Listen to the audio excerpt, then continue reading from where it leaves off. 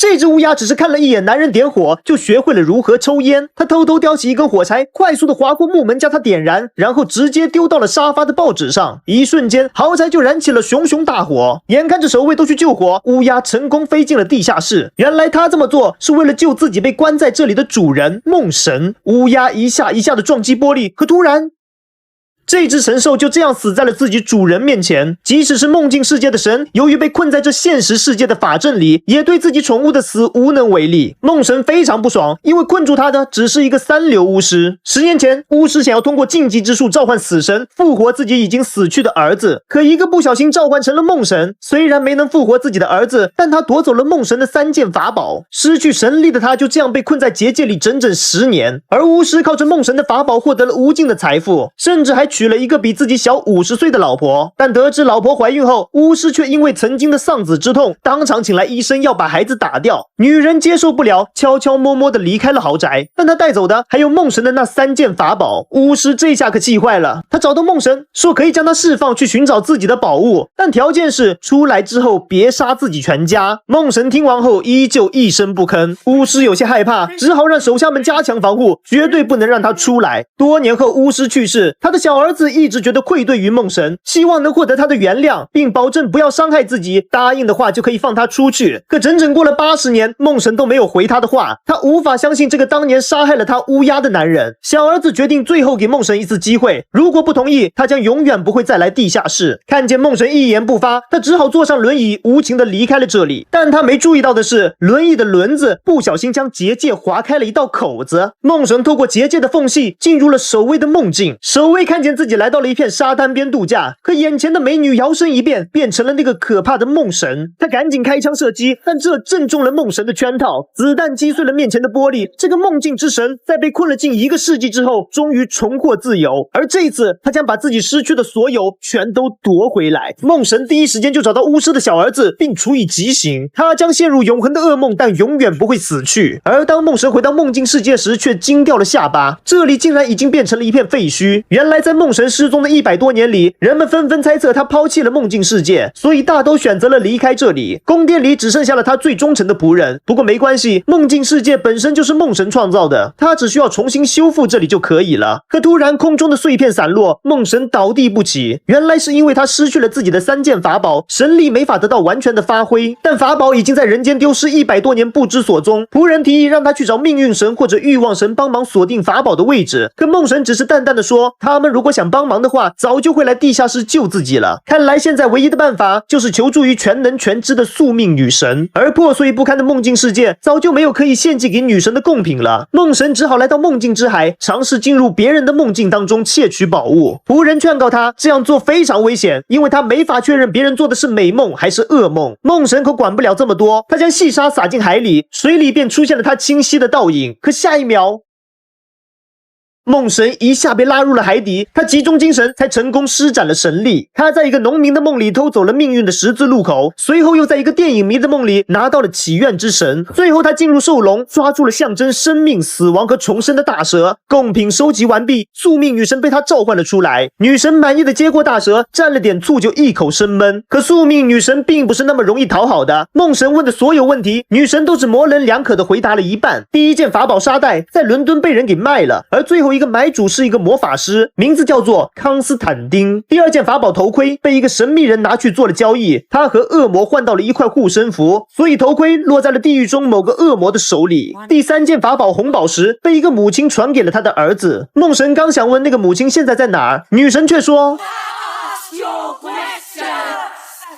宿命女神消失在了黑夜中。得到线索之后，梦神即刻出发，他来到了人间的一座教堂，这里正在举办一场奇怪的婚礼。英国女王的千金公主竟然准备嫁给一个黑人穷小子，可当牧师问男人是否愿意时，她却感觉有点想吐。公主还以为是男人不爱自己了，可随着牧师嘴里的念念有词，男人呕吐的症状越来越明显。下一秒，他竟然吐出了一只巨手，随后一个恶魔从他的嘴巴里爬出来，当场将男人撕碎。原来牧师的真实身份是顶级驱魔师康斯斯坦丁。恶魔被他的咒语逼出了原形，而当他准备收了恶魔时，梦境之神墨菲斯突然出现将他阻拦。他说自己的法宝被人卖进了地狱，他需要从恶魔口中问出那个买家是谁。但康斯坦丁可不管这么多，他直接拿起十字架念起了驱魔咒，将这只恶魔当场就送回了地狱。梦神也拿他没办法，因为他和康斯坦丁300年前的祖先曾经是好兄弟，但他还是悄悄跟踪了女人一路。趁着夜色将至，梦神潜入了女人的梦境，在梦境里有一扇门，打开之后，他看见女人正在驱魔。可此时他的妹妹突然出现，在混乱中，恶魔将他的妹妹一起拉入了地狱。女人猛地惊醒，看见了面前的梦神。梦神知道刚才这一切都不只是噩梦，而是他的一段回忆。他说可以帮助女人免受噩梦的打扰，但条件是需要他把自己的另外一件法宝沙袋还给自己。康斯坦丁说可以，但沙袋目前不在他身上，而是丢在了原来的室友那里。于是他们一起前往了公寓，但明明没有提前通知，室友却突然给他们开了门。他怀着忐忑的心情来到这里，因为之前他们大吵一架之后，康斯坦丁连东西都没收就离开了公寓，而现在的室友不仅不怪他，反而还流出了眼泪，说非常想他。不过室友越来越不对劲，他的脸分明就变成了一堆散沙，消散在了空气中。此时梦神赶到，他告诉女人这一切都是沙袋在作祟，沙袋可以给人制造最美好的幻象。而当康斯坦丁推开真正的门，发现室友握着沙袋已经瘦得不成样子，看来他一直沉浸在沙袋制造的美梦里不肯醒来。女人非常后悔把沙袋留在了这里，随后他还谴责梦神，说他拿回沙袋是为了拯救全人类，难道室友就不是人类了吗？梦神无言以对，他默默走上前，抓起一把沙子撒在了室友脸上，一瞬间他容光焕发，随后便做了这辈子最美丽的梦，然后在安详中离开了人世。这或许是梦神唯一能为他做的事。拿回沙袋之后，梦神将要前去寻找自己的第二件法宝头盔，而他此次的目的地正是地狱。越过地狱的边境，梦神直接找到了地狱之主路西法。看着梦境之神远道而来，路西法直接将那只拿到头盔的恶魔召唤了过来。可小恶魔说这是他用红宝石找人类换的，所以不肯将宝物归还。正当两人争执不下，路西法提议他们可以用地狱的规则来决斗，如果梦神赢了就可以赢回法宝，而一旦输了，梦神就得做这个小恶魔的奴隶。梦神轻蔑一笑，立马就同意了这场决斗。而地狱决斗的规则是可以指派一名代表代替自己出战，梦神显然只能派出自己，而这个小恶魔却派出了地狱之主路西法。梦神这才意识到自己中计了，但话已经说出，他硬着头皮也要和路西法开启这场决战。36万只恶魔全都来到现场，见证这场世纪之战。作为被挑战者的路西法率先出招，他的异形化作一只凶狠的野狼，游走在黑夜深处。梦神马上化身为一个猎人，一箭射穿了野狼的肚子。路西法一声惨叫，肚子上便出现了一滩血迹。他马上展开反击，化作一只灵敏的巨蛇，一口咬向猎人的马蹄。毒液一瞬间侵入梦神的身体，麻痹了他的神经。梦神稍作镇定，随后幻化成了一只老鹰，用他锋利的尖爪撕裂了巨蛇。眼看着落入下风，路西法机智地化身成屠夫刀上的细菌，侵入老鹰的体内，将它彻底吞噬。腐败的病毒在梦神体内散开，在他即将完全腐烂之前，梦神直接使出大招，将自己化作了大自然，滋养万物，容纳百川。路西法见状，大喊一声，化身成一颗陨石，砸向地面，燃烧了整片大地。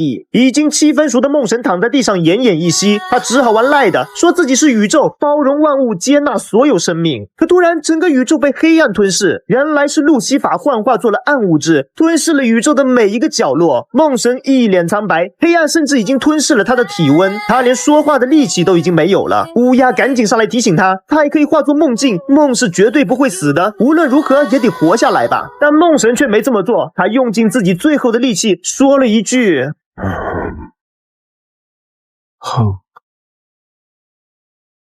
一片光明照亮了地狱的每一个角落，路西法流下眼泪，因为没有任何东西能战胜希望了。这场决斗是路西法彻底败了，他只好老老实实的把法宝头盔交还给了梦神。但取回2件法宝的梦神也只恢复了3成法力，因为他最强的法器红宝石还没有被找回。梦神戴上头盔，通过头盔的千里眼锁定了红宝石的位置，他正被人藏在了一间仓库之中。梦神来到这里，小心翼翼的将他捧起，这下终于可以重新修复梦境世界了。可他突然注意到有些不对劲，这颗红宝石好像被人改造过。